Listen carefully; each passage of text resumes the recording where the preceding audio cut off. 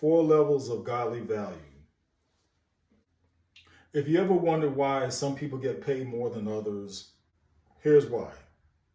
And it's from a godly perspective, and you may not agree, but this is how the world operates. Give you 4 godly values. And what I'm going to do is I'm going to start backwards. I'm going to give you the number 4, number 3, number 2, number 1, and then I'll start from 1, 2, 3, and 4 to give you the proper perspective. Hang in there with me, all right? Okay. Number 4, which is at the bottom of the rung, is implementation. Implementation. And what is implementation? Well, implementation is the physical work. The person who gets grimy, the person who does physical work. And that person is in the range of making minimum wage to up to $80,000 a year. Okay? Third is unification. Now, unification, those who fall into that category are your managers. All right? They're a management level.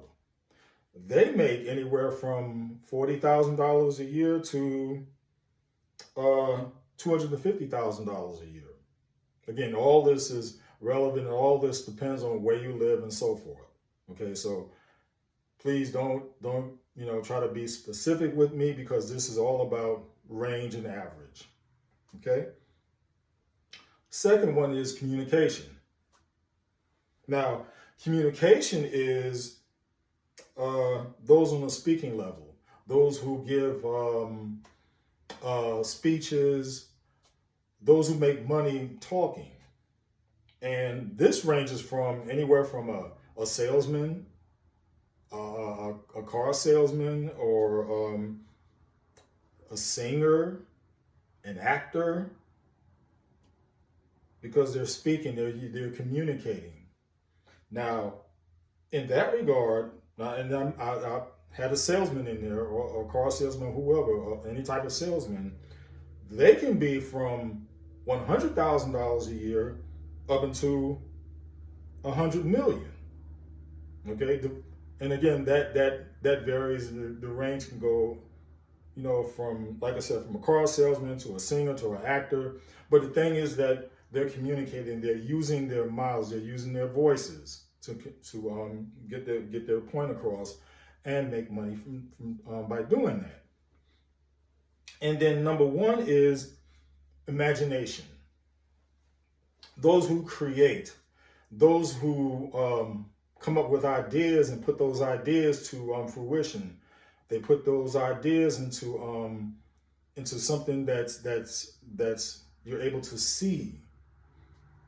And those are your businessmen, your entrepreneurs, and so forth. Okay? They make, on average, in a range from 100 million to billions of dollars a year. Now, those are your 4. You got implementation, unification, communication, and imagination. Okay? So how does this fit into God? Well, let's start from the top. Okay? Imagination. We were formed. Now, if you go back to Genesis, God created a world through his imagination, through his thoughts. He created man in the same way. You go back to Genesis chapter 1. Now, in chapter 2, it's another situation, but I've spoken about that before, and I'll speak about it again. But the thing is, God first had a thought. He used his mind. He used his creativity to form the worlds, to form us, to form everything. And when he has that creative thought, then he puts it into communication. Then what did he do? He spoke into existence. First, he had the it formed in his imagination. and then he spoke it into existence. Okay? And then next is what? Unification is management. So when he brought man about, what did he have man to do? He had man to manage what he had created. He created the animals, he created the earth. God placed man over those things to manage. All right? And then there's implementation. Now, here's the thing about that. And of course, see, during that situation, God worked. He worked in the sense of being creative. He worked in the sense of being communicative or communication. He worked in the sense of unification, because after all, he managed over Adam to manage over the earth. All right? And what did he do? Then he rested after he did his work. Okay? But now here's where the implementation takes a turn. Okay?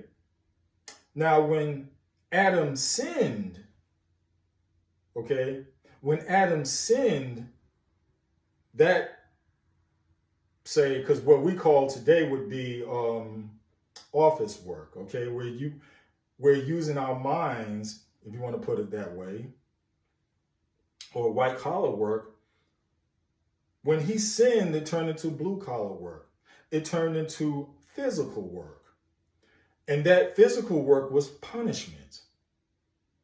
Do you see what I'm saying? Do you get where I'm going on this? That physical work was punishment. Go back to Genesis and you'll see, right? I want you to check that out for yourselves, all right? That physical work was punishment. So now when you look at that, you got implementation, unification, communication, imagination. And at the bottom of that is implementation, be it the physical work, which is why you get a delivery driver or somebody who picks up trash or somebody who works in a factory. They're doing physical work because they're doing physical work and their wages are lower than the person who creates, uses their imagination, or manages. Because God values the creativity, because he is that way. He creates, he communicates, manages, and then there's the implementation. Now see, the unification, communication, and imagination is a culmination of those first three, which entailed working. And I'm talking about when we're talking about God, that was working. Now, because again, what did he do on the seventh day? He rested because he worked. Okay? Now, when it came to implementation, as we know today, because of sin, now there has to be that physical labor. And because of sin, be it the sweat, we had to sweat, we had to toil the land, we had to get our hands dirty, we had to endure pain because of sin. Because of sin. But here's the thing. Once we understand God's principles, God's laws, then we know of what more to focus on and to make a better living for ourselves. Okay? To make a better living for ourselves. And let's be honest, we don't want the ceiling of making money to be at a certain point. We want it to be expansive. We don't want a ceiling. We don't want a cap, so to speak. All right? Implementation has a cap. You can only go so far. And that's at the lowest rung. Unification, being a manager, that has a cap. You can only go so far. Communication. Now you're more open. Okay, now you're more open to earning even more. And depending on what you do, that could still have a cap, but it could still be endless. And also imagination opens the door even more because now you're being creative. See, here's the thing. In order to have that job of the implementation part, there has to be, first of all, the creativity, the imagination to say, come up with that particular job. Somebody had to have come up with the imagination and the foresight to put that into play. And you put that into play by communicating, speaking, getting things started. And then after that, what do? Then you're managing situations to bring it even more into fruition. Do you see what I'm saying here? Okay? And then there's the implementation, whereas the wheels having to be grinding, you have to have people in place to carry it out, to bring it to its fullest, to bring us to its fullest in the forefront of that imagination. So I hope this has been a blessing to you. I hope this helps of why some people make more than others. And this is the way the world operates, even though the world may not acknowledge God, but this is the way things operate. And I know I've had that thought, and you had that thought of, why does a singer make more than a fireman? Why does this person make way more than that person? Well, this is why. And you may say, well, that's not fair. Life isn't fair. Really, life isn't fair. And you will not find the word fair in the Bible. Let me expound on that. Fairness is not a biblical concept. It's not. Now, you'll find the word fair when it's explaining a complexion of someone or their character. Now, you'll find it in that way in the Bible. But I'm talking about when people say, well, that's not fair. The concept of fairness is not in the Bible. Now, you may hear the term, well, God is fair and just.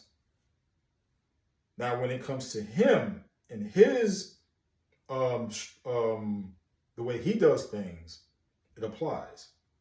Now, I hope I'm not confusing you on this, but when it comes to what happens in this world, outside of God, then that's not a biblical concept. If you get what I'm saying, I hope you get what I'm saying on this. In other words, don't get too wrapped up on things being fair. Okay? Don't get too wrapped up on things being fair. What you should get wrapped up on is your standing with God, your relationship with God, how you interact with God. That is what you should really be focusing on, and not how maybe comparing yourself to someone else, or how you're getting through in life. It may not seem right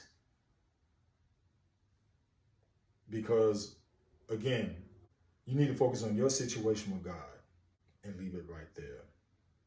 Enough said.